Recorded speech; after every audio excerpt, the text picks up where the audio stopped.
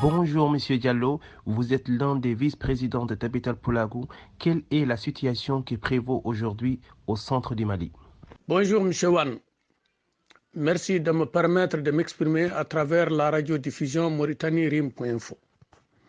La situation qui prévaut aujourd'hui au centre du Mali ne peut être qualifiée que de situation tragique, vu le carnage de Koulogon-Peul qui a coûté la vie à 37 personnes, dont femmes, enfants et vieillards, et vu aussi les exactions commises dans les communes de Djalassagou, précisément à Sangara, Tiré, Donkoro et Kourkanda.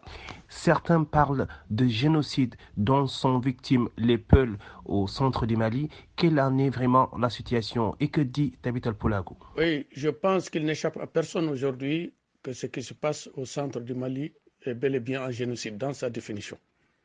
L'ethnie visée est Peul, et seulement Peul, de paisibles citoyens sans armes qui ne cherchent qu'à vivre en paix et en tranquillité, en toute quiétude avec leurs compatriotes. Les personnes qui tuent sont organisées, encadrées, disposant des armes modernes, qui tuent des personnes, hommes, femmes, enfants et vieillards, pourvu qu'ils soient peuls, sans aucune autre distinction, qui égorgent et découpent des personnes vivantes. Je parle des personnes qui sont découpées, les incendies des villages, emportent les biens. Je pense que les gens qui commettent ces forfaits, on ne peut les appeler autres que génocidaires. De camps accusent les militaires en présence de laisser faire ou d'être indirectement complices de ces exactions contre les Peuls. Que dit Tabital Poulagou et qui sont ces militaires qui peuvent être concernés d'une façon ou d'une autre dans cette situation? Voilà, ce qui est sûr, c'est que les chasseurs donzo disposant d'armes modernes commettent leur forfait en plein jour avec véhicules, mobylettes et tout autre mode de transport. Bien sûr, sous le nez et la barbe des FAMA, des forces armées de sécurité maliennes, impassibles, pendant que le Peul ne peut pas, aucun Peul ne peut disposer d'un bâton ou d'un coupe-ongle. Ce qui est encore sûr, c'est que les forces armées et de sécurité, les Barkhane et les MINUSMA qui sont actuellement au Mali, ne peuvent ignorer le nettoyage ethnique Peul et le génocide qui s'exécute actuellement au centre du Mali. Diriez-vous aujourd'hui que les Peuls sont victimes de la lutte contre le djihadisme ou qu'ils sont eux-mêmes pris pour des djihadistes? Voilà, je dirais que les Peuls sont plutôt victimes d'être Peuls et d'être tous musulmans. Le djihadisme n'est qu'un faux prétexte pour l'extermination, le nettoyage de l'ethnie Peul, de la récupération des espaces dans lesquels ils vivent et de la récupération de leurs biens. Si Mohamed Koufa Peul est djihadiste, en quoi les Peuls sont-ils concernés? Mohamed Koufa est-il le seul djihadiste du monde à appartenir à une ethnie, à une tribu, à une communauté, à un pays, à une civilisation ou à une culture? Tous les chefs djihadistes là que l'on connaît, qui sévissent ici et qui commettent leurs forfaits, dont on sait où ils se trouvent, n'appartiennent-ils pas à des communautés? N'ont-ils pas de tribus? N'ont-ils pas de familles? N'ont-ils pas des gens avec lesquels ils partagent la même culture, la même civilisation? Alors pourquoi, quand ils commettent leur forfait, on s'en prend au Peul? Et que lorsque les djihadistes viennent, ils s'attaquent à un village, ils tuent, ils commettent leurs crimes, leur forfait, au lieu de les poursuivre. Et on dit non, non, non, c'est des Peuls, comme il y a des Peuls à côté, des personnes paisibles, on les trouve chez elles, sans armes, et sans moyen d'autodéfense, sans moyen de se défendre. Et on les tue, on les égorge, on les découpe en morceaux, on brûle leur village, on prend leur bétail. Et tout ça, tous les jours que le bon Dieu fait.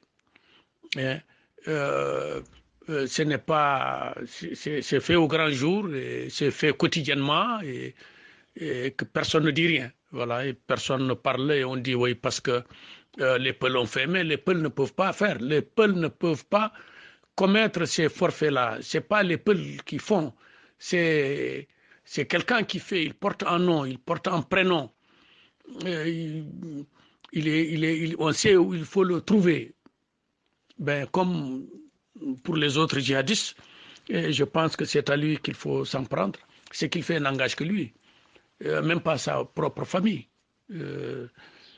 comme tous les autres. Les djihadistes, on en trouve aujourd'hui de partout dans le monde, dans tous les continents et un peu partout. Donc on ne peut pas poursuivre leur communauté pour les actes qu'ils commettent.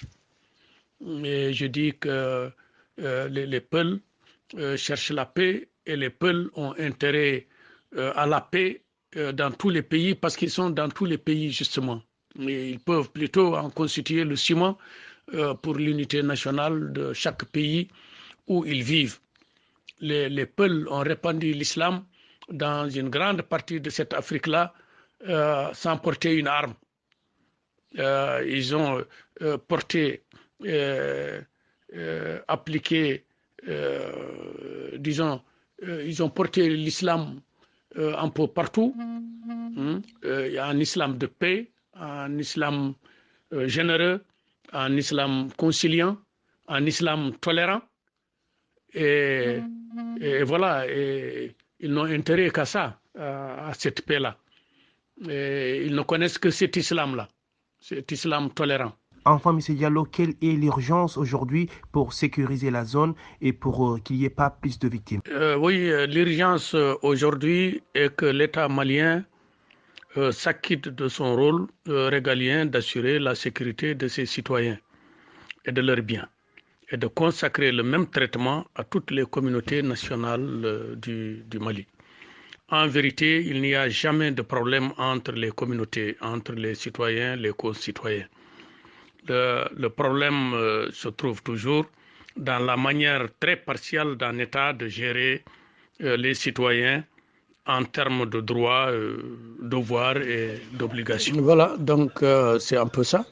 Maintenant, comme je dis, il n'y a jamais de problème entre les populations. C'est les gens qui vivent ensemble en parfaite harmonie, qui partagent tout et qui partagent des choses qu'ils ne peuvent pas laisser aucun parmi eux ne peut laisser à l'autre. C'est la patrie, c'est le territoire, c'est tout ce qu'ils ont ensemble.